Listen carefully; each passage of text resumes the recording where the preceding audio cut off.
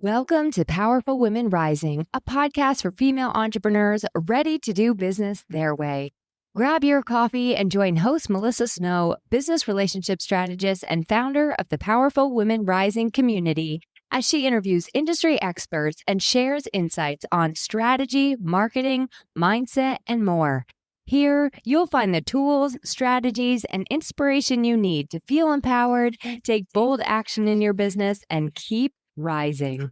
Hey, everybody. Welcome back to another episode of the Powerful Women Rising podcast. I'm your host, Melissa Snow. Can you believe that it is already the end of November? It's so crazy. I don't even know what happened to 2025, but it is almost gone and my mind is blown. Although it's so weird. It feels like it went by really fast, but then I look back on it. I'm like, wow, there's a lot that happened in 2025. So I don't know if that is relatable or not, but that's where I'm at right now. So this is a big week. It is Thanksgiving week. It is my husband's birthday, for those of you who celebrate that. And it is the end of November. So we have 1 month left in 2025. And this is the perfect time for that final push. I know a lot of people think December is the time to take off because nobody's buying, nobody's investing, nobody's doing anything. That's actually not true. So, of course, take time off in December and November and all the time that you need and can take off, because we don't want to work ourselves in the ground. And we didn't quit working 40 hours a week for someone else so that we could work 90 million hours a week for ourselves. So yes, definitely take time off if and when you can. But also, this is a great time to keep working, keep going, keep pushing, because 2025 is not over and you still have time to fulfill the goals that you set for yourself. And a great way to finish 2025 off strong is to join us at our last virtual speed networking event of the year. It is coming up next week on Tuesday, December 2nd at 11 a.m. If you've never been to one before, know that this is unlike any other networking experience that you have probably done before. We are all about networking authentically, with integrity, being genuine, showing up as who we really are, supporting each other, providing value to each other, cheering each other on. It is not a space for salesy weirdos and sales pitches and I did one for you, so you have to do one for me, and awkward small talk and transactional relationships. It is the opposite. So if you have tried networking, you don't like it, you don't think it's fun, you don't think it's for you, maybe you're an introvert or you're kind of shy or you're kind of awkward, so you think you can't be good at networking, I promise you, this is the space where you will thrive. I hear it all the time from people that are like, wow, I've never actually liked networking before this, or I feel like I've found my people because I don't feel like I have to be a used car salesman to fit in here. So if you want to check it out, the link is in the show notes. We would love to see you there. And on that note, let's talk about referrals. This is such a fun interview. I reached out to Stacey because I heard her on someone else's podcast, I think. And I was like, I got to have this lady on my podcast because I talk so much about networking, and a huge part of networking is referrals. And she just wrote a book. She wrote a book, her first book was called Generating Business Referrals Without Asking. She just came out with a new book that is called The Referable Client Experience and comes with a workbook, which is amazing. You can get the book and the workbook on Amazon. Links for both and her previous book are in the show notes, so definitely check those out.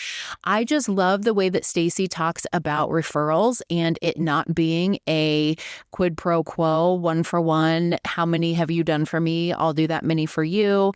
She talks about it in a way that is very relationship and connection based. And specifically what we're talking about today is getting referrals from clients, whether that is current or former clients, and how you can really set yourself up for success in that area. I took so many notes during this interview because I got so many good ideas just for my own business and ways that I could be improving the relationships that I have with my clients that I think are going to set me up for even more referrals than I already get. So I'm really excited to share this interview with you. I know you are going to get so much out of it because she just shares so much in terms of how we think about referrals that a lot of people aren't talking about it that way. So Stacey, as I mentioned, has written multiple books about referrals, and she's been featured in national publications, Entrepreneur Magazine, Investor Business Daily, Forbes, all kinds of places. She has a master's in organizational communication. She is married. She has 3 kids, and she's just amazing. So I'm excited for you to listen to this interview. Would love to hear your feedback after you listen.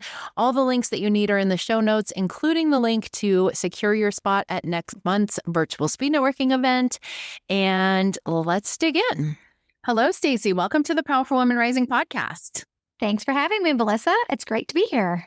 Yeah, so good to have you. So we are talking about we're talking about a lot of things, but you have a new book out, which I'm super excited for you.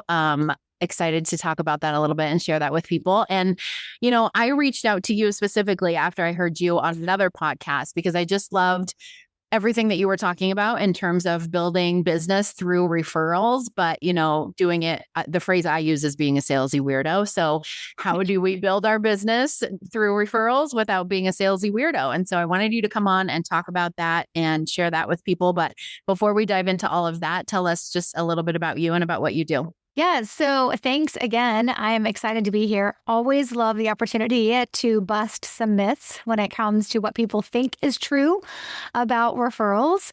And I'm excited for us to dive into that. So I have been working with small business owners for the past 12 years, showing them that you can generate referrals without asking, without manipulation, and without having to pay for them or network all the time. But it's really been, I would say, people always ask me, like, how did you start this? Like, how did you just decide to teach referrals differently? And I'm like, because I had to, because my first business failed. I was starting my second business and I needed referrals to work for me. So that really is what started my journey. And now I've been doing this for 12 years. It's crazy to think, like, I have 3 kids and 2 of them are seniors in high school and I have a sophomore. And I'm like, wow, when I was starting this, like they were like in elementary school. I mean, it makes me feel quite old actually. But referrals are evergreen. We need them. Good economy, bad economy, global pandemic, unrest, it doesn't matter. Referrals are always a way that business owners are going to want to generate their clients. And so it's nice to have kind of a solution that people can come to regardless of what's going on in the world.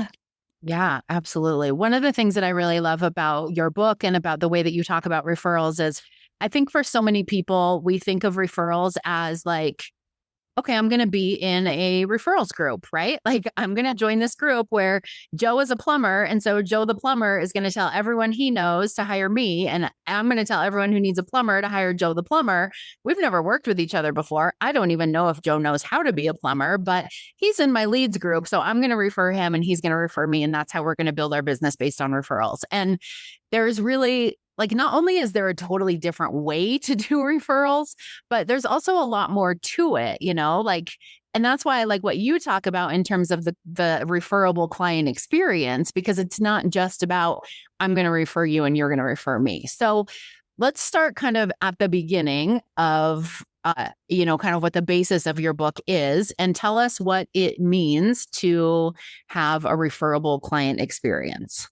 Yeah, I'm glad you kind of use that example because it's really important for people to understand that the way I teach referrals is that referrals live in an ecosystem within your business. They are probably hiding in lots of different places and could be uncovered. You just don't know where to look. You don't know what type of plans you need versus what type of tactics you need and where things are. So, it's interesting. My first book, so the book we're talking about, Referable Client Experience, is actually my second book. When my first book came out, Generating Business Referrals Without Asking, people would say to me like, okay, great. So I'll follow your 5 steps and then I'll get referrals and this will be great. And I'll have the success your clients are having.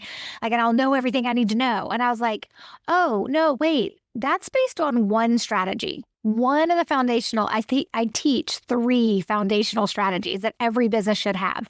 Now, there are 17 other strategies that go along with that, but they're situational, they're next level, and you don't always need them. But everybody needs the foundational 3. And so that really started pushing me to be like, all right, I probably need to write another book so people can understand where things fit. So the way I kind of talk about where the referable client experience fits into your referrals ecosystem is think about referrals coming from 3 groups of people. Right? The first group of people, it's usually your low-hanging fruit. It's usually the easiest group to get more referrals from are the people who are already referring you. So if you've been in business more than a year, you probably have received some referrals. Maybe not a ton, maybe you have gotten a ton, but you probably have, the longer you're in business, you probably have people who've referred clients or prospects that didn't become clients to you. That's one group. Those are what we call existing referral sources. Referral sources is just the term we use to describe people who refer you, right? So that's existing referral sources, mean they've done it before.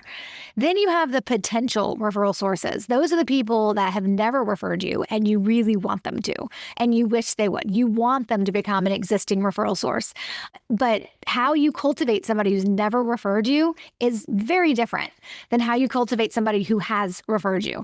And so those are 2 different groups of people. We've got our existing referral sources and we've got our potential referral sources. And the third group are our clients within our client experience. Now, that's not to say clients don't land on either of the 2 other groups, but when we're working with a client, we want to have a referable client experience that is kind of always in operation mode, right? It's this repeatable client experience that's happening for everybody, that's really percolating the idea of referrals throughout the time of somebody working with you. And so that doesn't mean every client will refer just because they go through your referable client experience, but it's definitely going to catch those that would and will. They just need a little bit of help in that area. And so with the referable client experience, I always tell my clients, it's like, okay, we know people who've referred you, people you want to refer you, and then your clients. Those are the 3 main groups. And make sure you have, of course, plans in place for each of those 3 groups.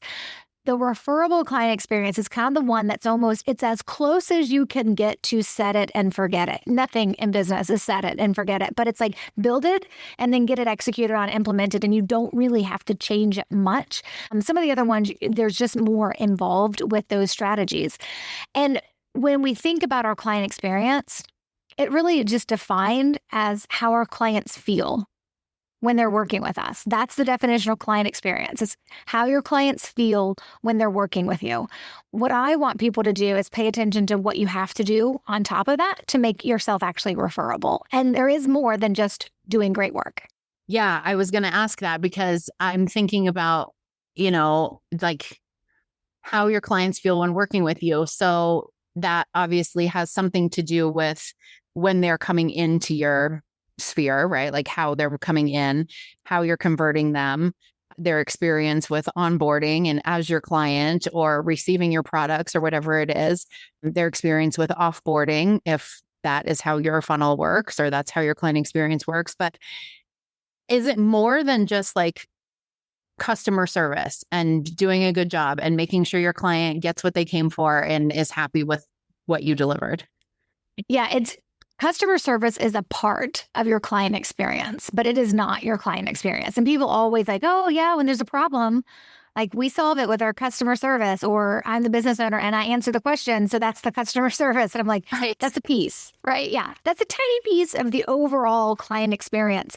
And what people don't recognize is that the client experience, when we say it's how your clients feel, the feelings change. As they move through working with you, we call the stages that a client goes through. We have 3 different stages that your clients will go through. It's new, active, and alumni. And as your clients move through those stages, they're feeling different things. And so it's really important to like drill down and understand, like, okay, do we need to know how to solve problems when things happen? Yes, right? That's very, very important.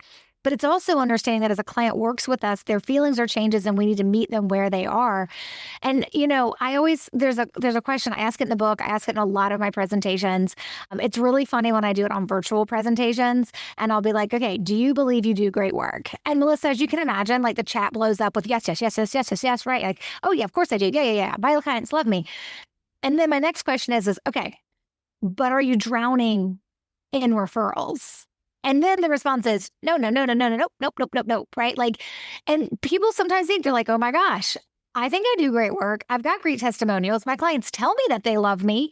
What am I doing wrong? And I'm always like, you're not doing anything wrong. You just don't know what it takes to be able to be referable and then bridge the gap to referrals from there. And there are different things we have to do because we have been sold, we've been sold a bag of lies, which says do great work equals referrals. And we're all like, but wait, it doesn't. And so where do we have to go to like close that gap? And I think that's the piece that people are missing, is that it's more than the great work you do. And the way that I teach it to my clients is we define it as a formula, right? So your referable client experience, making how your clients feel, is defined by the work you do and the relationship you build. So it's like the work you do, the outputs, right? Outreaches, touch points is what we call them, right? So the work touch points you do, and that goes along with the relationship building touch points you're also doing. And so most people are like, wait, I do a client appreciation party. Does that count? I'm like, yes, but only if you're just doing one and a holiday card, it's probably not enough because we want about 20%, maybe 30%, depending on what you do, to match, right, along with your work touch points. So if you're doing like 100 work touch points, there's probably going to be about 20 of them. And some of them are tiny and some of them can be bigger. And everybody kind of gets to customize their own based on what works for them. But it's this idea that if you really want to know where a client stands in terms of how they feel, you have to show them that you see them more than just the work you're doing for them. And that feels like more work for us as the business owner, and it is, right? Not going to sugarcoat it. But once you have that in place, it makes so much more sense in terms of how you take care of your clients. Yeah.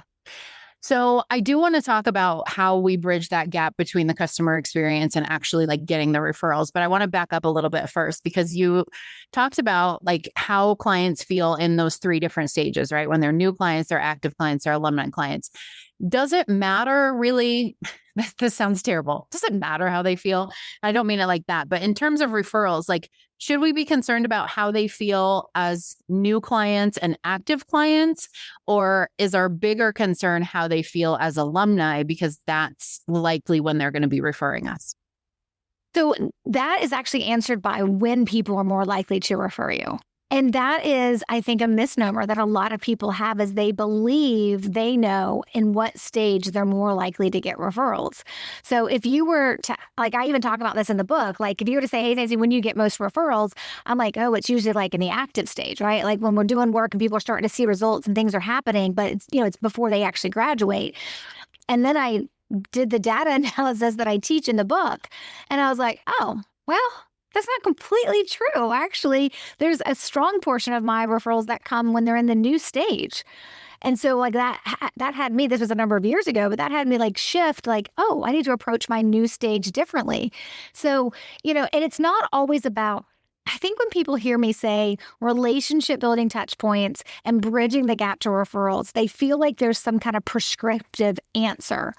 Like you're going to have coffee with every client in the first 30 days, and then you have to say these 17 things. Like that's not how it works.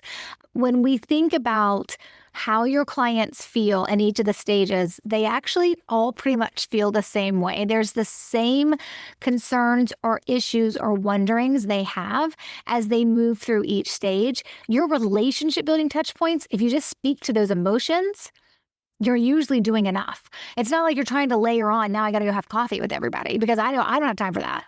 And most people don't, right? I don't care how lovely I am. Nobody wants to have coffee with me all the time, right? And so it's really looking at understanding when we look at how your clients are feeling and then we meet them where they are, that allows an easier way for us to put in relationship touch points that really can drive home the, hey, I see you. And I know like you're not in this alone kind of thing. And every industry, and businesses kind of have their own way of looking at that in terms of like where they have issue points and new, active, or alumni. It's really important for people to keep in mind, because I always tell folks, don't overcomplicate this, but don't underwhelm it either by just being like, let me send them a card and everything will be great. Yeah. Yeah. So are there feelings that we should be working towards? Like, is there a specific way we want our new clients to feel, that we want our active clients to feel, or our alumni clients, in order to get referrals? Yeah. So we call this the ideal client reaction. And I think it's chapter 3 in the book, I actually walk through how to complete this exercise. It's also in the workbook, but I walk through how to complete the exercise because how I want my clients to react may be different from how you want them to react, how you want your clients to react.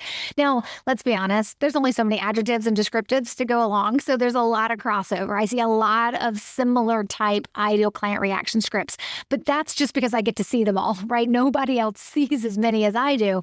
And so the truth is it's whatever works for you. It's whatever is important to you, right? And so, in the book, I talk about a business coach and I talk about a CPA, and I share both of their ideal client reaction scripts as they went through the exercise with me as clients of mine, and theirs are different. But if you read them, like the words are different, but the sentiment's usually the same, right? And so I just tell folks, try not, you can use cared for. I know for a long, long, long, long time, I used cared for, but I always tell folks, try to use different words, right? Than just, I want them to feel cared for. Really kind of think about, how do I want my clients to react, right? If the work you does can create a wow factor, then maybe that's part of your ideal client reaction. That's how you want your clients to react. If what you do is difficult and it's going to be hard and it's going to be emotionally gut wrenching on your clients, then maybe feeling like they're carried, right? Or that you have their back. That may be how you want them to feel. If your clients work with you and they're like, I have no idea what I'm doing, and I'm really going to just trust you that you can get me to where I need to go, right? Then maybe it's that idea to being seen and to understanding that. Because we all have the feelings that we want our clients to have. And if you are intentional about identifying what those feelings are, what those reactions are, then you can build them, when you build out your relationship-based touch points, you can build them with that in mind. That makes sense. So you mentioned sending cards, you mentioned having coffee as maybe the thing we're not going to do with every single client, depending on how many we have. What are some other ways or examples of those relationship touch points? Yeah. So relationship-based touch points are the best ones when they can be you're not actually having to do all the work every single time individually. So I want the business owners listening to this episode to think, okay, this is something that I'm going to at this moment when a client reaches this step in this new stage or this point in this active stage, we're going to deliver XYZ touch point. And it's already we already know what it is. We already know what the language is. We already know what we're going to do. So it's not being oh, it's been 30 days. Let me go take my client to coffee. Very rarely does coffee meetings get included into that client experience's relationship building touch points. So I think this is probably best answered with an example. So let me give you an example. So when I was a productivity coach, so when I started after my first business failed and I went back to corporate, I got certified as a productivity coach. I left corporate, started a productivity coaching practice, and I was like, okay, don't want to fail again. So let's try lots of different things and be open to doing different things. And one of the things I started doing was writing a journey card to my clients when they started first working with me. Here's the thing. Some people write welcome cards to their clients and they're in the new stage, right? They're like, hey, thank you so much for becoming a client. We're so excited to work with you. If you think about that language, it's actually really about you. It's oh, we're so excited that you're now our client and we get to work with you. And underlying means that we are making money, right? That's kind of how it's looked at. And so I always tell folks, pay attention to what they're feeling. In the new client stage, we refer to this as the quiet voice. It's all the things your client is thinking that they're not saying, but it's running through their heads. It's concerns, it's assumptions, it's a little bit of buyer's remorse, right? It's the excitement, it's all the things. It's how's this going to go? I'm not sure. They're starting to make assumptions, right? The idea here is in that new client stage, recognize what is the quiet voice that your client says. And here's the thing, clients are all saying the same thing. And you should be able to figure this out. You may want to ask them if you don't know, but most people have a sense of, hey, when someone signs on the dotted line to work with me, there's some typical things they're probably going to feel. As a productivity and business coach, I knew, and I didn't know with the very first client, but after you work with a couple clients, you kind of start figuring this stuff out, right? I know when somebody says yes to hiring me, they're going to go through a moment of oh gosh, she's going to make me do work and I'm going to have to change and I'm going to have to be different and I'm going to have to want to do this and I'm going to have to show up and do the work. There's this moment of, I just paid for work, right? Why did I think this was a good idea? Yeah, like, why am I doing this again? So I know there's that moment, right? There's the moment of they had the pain. The pain spoke loud enough. They said yes to hiring me. And then, like, logically, they're like, this is a lot of work. And so my card that I sent them wasn't a, hey, I'm so excited to work with you card, which is what I called the normal, typical welcome card. It was a journey card. And it was also my relationship building touch point in the new stage. But that card said specifically, I'm so excited we get to work together. I know working with me and going on this journey together is going to stretch you and it's going to challenge you. But you are not alone. I'm your co-pilot and I've got your back. And so that card, it was kind of like when you read a card like that and you've never received a card like that from any other service provider that you've ever hired, right? You're probably like, in that moment, you're like, oh, it's like she's in my head. She knows this is the things that I'm worried about, right? Those are the type of relationship building touch points that I'm talking about. That doesn't mean when you're done working with someone, you can't do like the fun, celebratory, confetti, champagne, whatever. Like there's different touch points you can do throughout different moments, and you can make them work for you and make them fit your brand and fit your personality as long as they're speaking to what your client is feeling. Once the quiet voice ends, and your client exits the new stage, then they enter what we call the active stage. And the active stage is my favorite because it's the easiest place to make an impact where most people actually get lazy, but it is what we call the lull of complacency. You're behind the scenes, typically doing all the work, and the client's just showing up for a few meetings or a few calls, depending on what type of work you do. And sometimes they're not showing up for anything. They're just waiting for you to deliver the website you're going to build for them or whatever it is. And so you're lulled into complacency of what it looks like to be your client and just figuring out, like, if your client plays the waiting game, right? You've got for them what you need. Now you're doing the work behind the scenes and they don't see it. You need to acknowledge the waiting game, just like you acknowledge the quiet voice in the new stage. And so it's paying attention to how your client feels through the moments of them working with you and being like, what can I do here that'll help my client know that, hey, I got you. I know things are happening and I see you. Yeah, that's really smart. I love your perspective on all of this. I always take notes, but I'm like actually taking notes for my own business. Like maybe you might want to try this. Yeah. So it's very cool. I love it. Okay. So we've talked about the client experience. We've talked about kind of the 3 different stages, thinking about how you want them to feel at those stages, the formula for the client experience. So with this general understanding, I mean, I know there's a lot more to it, but they're going to have to buy your book if they want to know all of it. And I can say that. So how do we, like, if we're listening to this, we're like, this all sounds great. I'll do all of those things. How do we, like, is there something specific we need to do to make the referrals happen from there? Or do we just make sure they have a great client experience and the referrals happen organically? Yeah. So no, you have to bridge the gap to referrals. They're not going to magically show up. Right. And so this is what I tell folks. It's like, so most people do great work and they're not getting referrals. So then we start layering in these relationship-based touch points. And I always say that may get you some referrals, but it's probably not going to get what you may be able to uncover. But you can't bridge the gap to referrals until you have both the work and the relationship-based touch points. And in some cases, because the relationship-based touch points is the best opportunity to deliver on the referral seed language, the language I want you to use when you're percolating the idea of referrals. But when we look at referrals in a business, we're looking at 3 main ways that referrals are going to come in. The first is by the right people. It's just, you don't know who these people are until they decide to work with you and then they start referring you. And you're like, I didn't do anything. Like, I'm pretty sure I didn't do anything. Like, if you don't have everything in place, it makes more sense. You're like, usually these people refer very early. They sign up and then all of a sudden they're referring other people to sign up. And you're like, what's happening? Right? Not every client that comes to work with you is going to be a right person. And you can't identify them in advance. They have to reveal themselves. They have to just show up and be like, hello, here I am, and here's a referral. The right people, you need to know what to do if and when you have the right people referring you. And if you have a strategy like we talked about earlier to take care of existing referral sources, people who are referring you, they're going to drop right into that plan, right? Because you're like, oh, this person referred me, write my thank you note and drop them into this plan. They'll get the rest of how I create kind of like that referral gratitude experience, right? But when you're thinking about this from the perspective of, okay, so right people, we don't have a strategy for them that's within the client experience. They move to a separate bucket, right? They keep being a client, but they move to a separate labeling bucket and they get a different experience. The right people happen, it's amazing, count your blessings.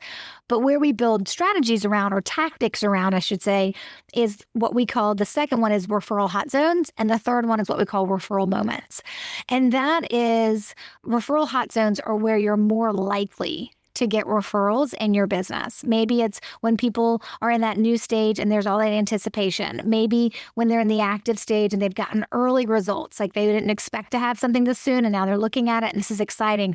Or maybe it's when, they're finishing up working with you and their results have been achieved and they're done. Or maybe they're in the alumni stage and now it's been 6 months since they were a client and they've referred, right? We look for patterns within businesses that would reveal referral hot zones. And that doesn't mean everybody has multiple hot zones. It depends on how many referrals you get from clients. And it depends on when those clients in your client experience are referring other people. So there is some data diving we have to do to establish, do you have referral hot zones and what are they? And if you have them, then we want to put a relationship building touch point with the right language in those moments because we're anticipating it's a higher likelihood. Again, not everybody's going to have them, right? But it's definitely one to look at. And in the book, I give like some common ones and then some things to do if you don't have them or you're just, let's be honest, not going to do the work to figure out where your referral hot zones are. There are some ones that you can get started with. The third one, though, the third place of where we find referrals is what we call, it's just the right moments. Your clients are just going to say something and it's like, I want to be inside your head and I want you to be like, oh, Stacey said I'm supposed to, like Stacey told me to say this when this happens. Right? That's really, really important. So like an easy one is if a client is referred to you, because not every client will be referred, but if a client is referred to you, like there are right moments throughout the time that you're working with that client where you should remind them that they're referred to you. Right? So many people thank the referral source for referring the client, but they don't remind the client through the client experience that, hey, you were referred. So some right moments are like, hey, when they start working with you, it's really easy to be like, hey, Melissa, I am so glad that Shauna Lynn referred you to me and that we have this opportunity to work together. Just that mention is an easy way to plant a referral seed and start percolating the idea of generating referrals. So what I teach when you're bridging the gap to referrals isn't complicated, but it does work better if you know how your business is performing from the perspective of identifying the right people, identifying if you have referral hot zones, or just borrowing some, general ones until you figure it out, and then understanding what to say in those right moments. Yeah, that's really good. I love that. So if people want to know more about you or they want to know more about how to work with you or they just want to get the book, which is amazing, the Referable Client Experience, what's the best way for them to do that? Yeah, well, the new book, Referable Client Experience, plus the other book, Generating Business Referrals Without Asking, those are all available wherever you like to purchase books. So if you want to go to a local bookstore, they can order it for you. If you want to go to Amazon, you can do that too. So they're available for sale wherever you want to buy books. The home base to learn more about me, to find out about my podcast, roadmap to referrals, to get some resources, to kind of just dive into my story and understand what I do and how I work with clients is my website. And that home base is staceybrownrandall.com. And I know you'll probably put that link in the show notes page so people don't spell Stacey wrong because that happens. I'm sure it does. I feel like my name is very simple and there's about 94 different ways that people find to spell it. So yes, I will put the link for that in the show notes. I'll put the name of your book in the show notes so that people can go grab that when they want to. You mentioned that there's a workbook that goes with it, right? Is that also on Amazon and all the places? Depending on when this episode goes live, it may or may not be. But as soon as it's available, the workbook comes out. It comes out about a month after the book. So, or maybe a little bit later than that. But the workbook will eventually be available. There's also a very special link. It's a secret link inside the book. So don't link to this one on your show notes page where people can go to get more resources.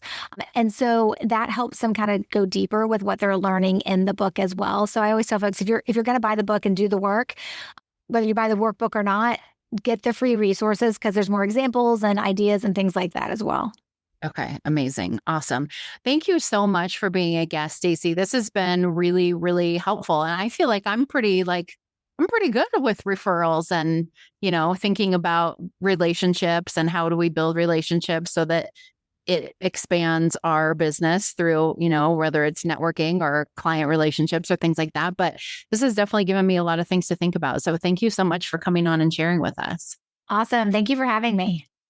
That's a wrap on this week's episode of Powerful Women Rising. Thanks for hanging out with us. If you love the podcast, make sure to subscribe, share it with a friend, write a review, or buy us a coffee. Your support helps more women like you step into their power and grow their businesses in a way that feels real and true to them. Want to keep the party going? Check out the show notes for details on our next virtual speed networking event, or join us in the Powerful Women Rising community. Until next time, remember that building a business your way is the best way.